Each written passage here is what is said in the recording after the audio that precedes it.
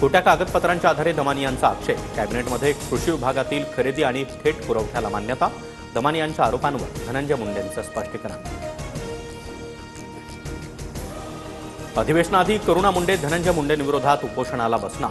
धनंजय मुंडेंनी शपथपत्रामध्ये खोटी माहिती दिल्याचा आरोप. धनंजय मुंडेंची आमदारकी रद्द करण्याचीही मागणी. दिल्लीमध्ये आज शरद पवार आणि संजय राऊत एकाच व्यासपीठावर. संसद भवन ते सेंट्रल विस्टा या पुस्तक प्रकाशन सोहळ्याला हजेरी लावणार.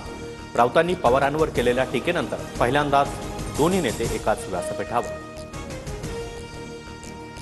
शिवसेनेच्या 12 मंत्र्यांवर ऑपरेशन टायगरची जबाबदारी. मंत्री प्रताप सरनाईकांचं वक्तव्य.